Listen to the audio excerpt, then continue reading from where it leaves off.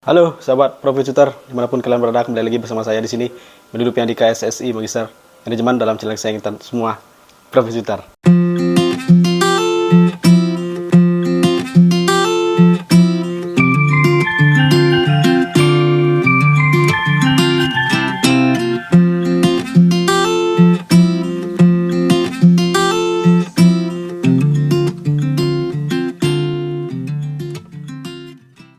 Nah, jadi dalam video kali ini kita mau membahas ya seputar saham Indosat atau ISAT ya, ada kode emiten ISAT, dan karena dia baru saja merger ya awal tahun lalu dengan Tri ya, dengan akhirnya sekarang namanya adalah Indosat Ooredoo Hutchison atau kita singkat IOH, tapi dengan kode emiten juga ISAT. Nah, jadi seperti apa ceritanya?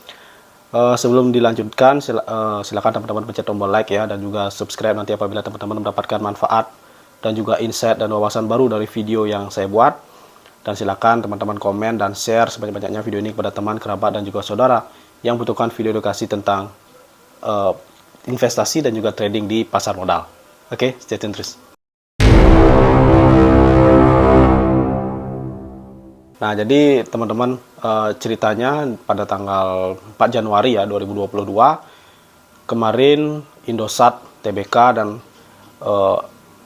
Hutchison atau Hutchison Tri ya akhirnya merger dan membentuk nama baru, yaitu adalah Indosat Ooredoo Hutchison. Ya, jadi dengan mergernya ini sebenarnya membuat panas Excel dan juga Smartfren. Jadi dengan mergernya mereka, ada isu akhirnya yang berkembang bahwa Smartfren akan merger dengan Excel, tetapi sampai saat ini belum ada kejadian. Nah, jadi si Indosat dan Tri ini merger, itu katanya memang agar dapat strategis ya, artinya hubungannya strategis. Kenapa? Karena Tri itu menyasar kalangan anak muda, ya, sementara sementara Indosat itu menyasar premium ya, konsumen kelas premium. Nah, dengan dia merger keduanya ini, jadi mereka istilahnya adalah the enemy of your enemy is my friend ya, jadi seperti itu.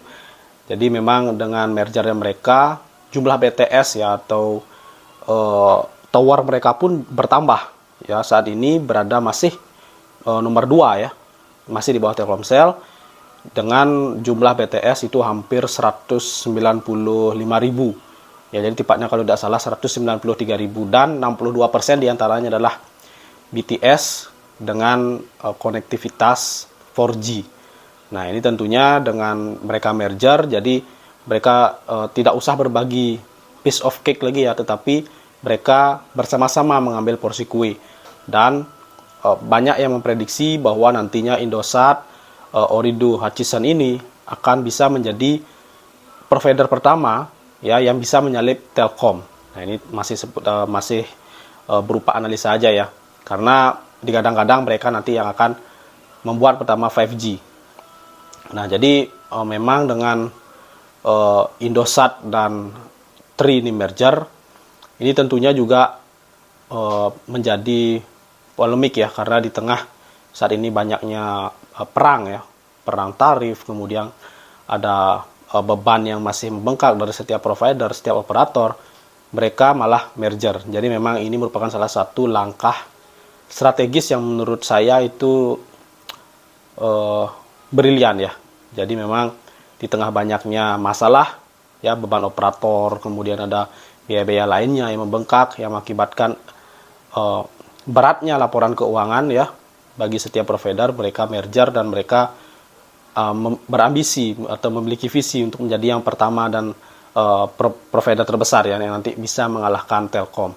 Nah, kita sekarang akan bahas dari sisi laporan keuangan ya, bagaimana kinerjanya dari Indosat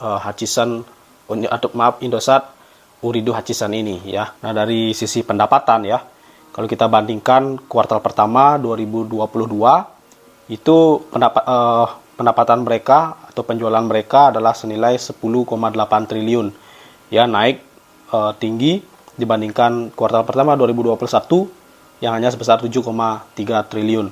Nah, kuartal kedua 2022 pendapatan mereka itu naik juga 11,6 triliun dibandingkan dengan kuartal kedua 2021 yang sebesar 7,6 triliun.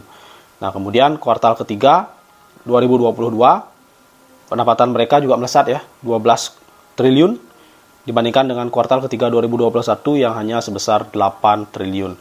Nah, kemudian dari laba bersih sendiri itu 2022 kuartal pertama mencetak laba bersih sekitar 130 miliar turun ya dibandingkan kuartal pertama 2021 yang sebesar 172 miliar. Nah, kemudian di kuartal ketiga 2022 laba bersih mereka akhirnya bisa naik ya menjadi 427 miliar dibandingkan dengan kuartal ketiga 2021 yang sebesar 202 miliar. Nah, kalau kita lihat di sini memang secara kinerja dari merger Indosat dan juga Tri ini sebenarnya bisa kita lihat nanti setelah 2 tahun. Ya, 1 sampai 2 tahun lah. Karena dia Januari kemarin baru dia merger, kita bisa melihat bagaimana kinerjanya secara utuh ya. Artinya pada tahun pertama, nanti di kuartal pertama 2023, yang dimana laporannya mungkin keluar kalau tidak salah bulan April atau mungkin Mei. Nah, itu baru kita bisa dapat gambaran yang utuh tentang bagaimana kinerja mergernya. Ya, karena dengan dia merger berarti kan ada kepemimpinan baru. Ya, dan juga ada budaya-budaya atau kultur perusahaan yang akhirnya digabung, yang dimana ini bisa mengakibatkan kinerjanya apakah nanti naik ataukah nanti turun. Ya, kalau memang bisa lebih bagus, itu kita lihat setelah 2 tahun ya. 2 tahun dia setelah merger. Nah, kemudian juga ada yang menarik di sini karena biasanya pada akhir tahun seperti ini ya, itu pengguna data atau konsumen yang menggunakan layanan data dari masing-masing provider biasanya meningkat ya, tidak terkecuali di Indosat ini ya. Biasanya di akhir tahun itu ada lonjakan menggunakan pengguna data ya, yang kita bisa lihat sudah mulai ada tanda-tandanya di kuartal ketiga 2022 ini yang mulai meningkat laba bersihnya. Ya, nanti di kuartal keempat 2022 diharapkan bisa lebih tinggi lagi diakibatkan adanya lonjakan dari pengguna data.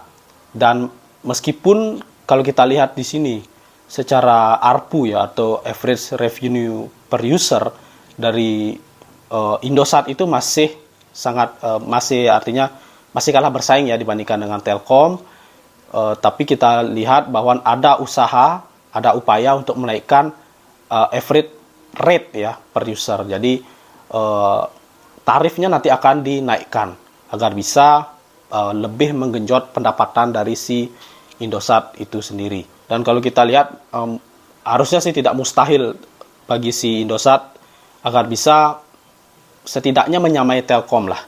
Ya, karena kalau secara basis pengguna, secara konsumen itu memang saat ini Indosat masih di bawah Telkomsel ya, tetapi dengan nanti kita bisa lihat bagaimana kinerjanya setelah 1 tahun merger.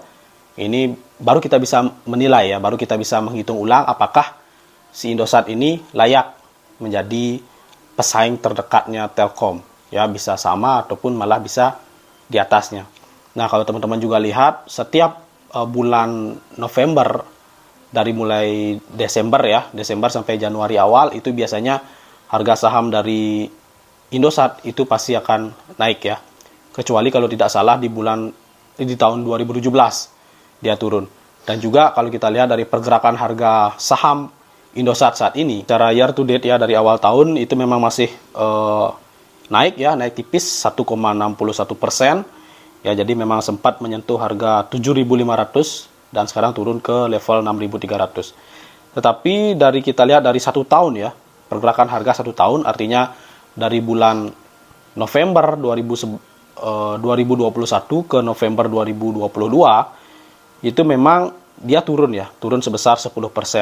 Dan kalau kita lihat di sini chartnya di bulan November itu sebenarnya harga sahamnya sudah melambung tinggi ya. Ini mungkin diakibatkan karena adanya sentimen bahwa atau ada aksi korporasi bahwa nanti si Indosat dan juga Tri akan merger ya, tetapi dia sudah harganya naik duluan di bulan November.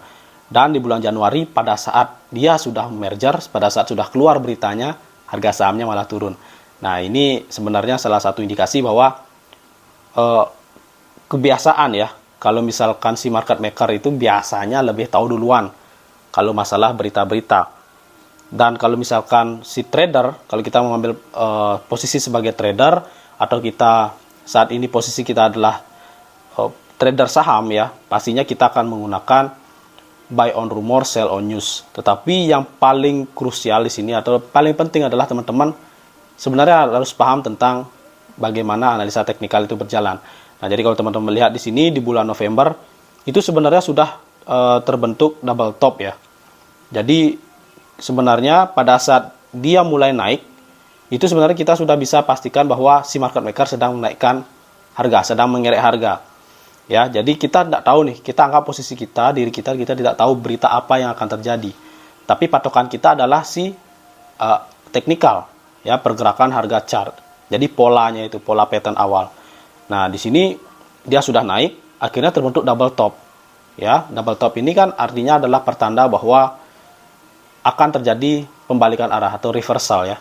Soalnya di video sebelumnya sudah saya bahas tentang reversal pola-pola dasar ya. Yaitu adalah reversal, salah satunya adalah terbentuknya double top ya, double top yang diawali oleh trend bullish atau uptrend, kemudian terbentuk double top, itu merupakan tanda-tanda terjadinya pembalikan arah atau reversal, dan terbukti ya terjadi. Nah, ini artinya bahwa kalau teman-teman ingin di saham, kalau ada teman-teman yang mengatakan bahwa kita sedang dikerjai bandar ya, padahal itu sebenarnya hanya kita yang tidak bisa membaca pergerakan harga atau analisa teknikal. Nah, jadi seperti itu. Kalau teman-teman lihat juga di sini sebenarnya di bulan Desember ya, di bulan Desember itu rata-rata atau kecenderungan dari harga Indosat itu sebenarnya naik. Nah, jadi ini bisa kita jadikan peluang atau momen bagaimana kita menyikapi harga, bagaimana kita menyikapi saham Indosat ini di akhir tahun ya, sisa 2 bulan ini. Oke ya, sampai di sini dulu penjelasan tentang atau ulasan tentang Indosat ya. Jadi semoga teman-teman terbantu, teman-teman mendapatkan manfaat dan juga insight dan juga pengetahuan baru tentang bagaimana kita menganalisis saham Indosat ya, salah satu perusahaan yang bergerak di bidang telekomunikasi. Ya, jadi semoga terbantu. Silakan teman-teman nyalakan tombol atau lonceng notifikasinya agar teman-teman menjadi yang pertama untuk mendapatkan info-info terbaru dan update-update menarik seputar dunia investasi dan juga dunia trading di pasar modal. Oke, saya Madi Dupiandika SSC Magister Manajemen, mohon undur diri. See you in the next video. Bye-bye.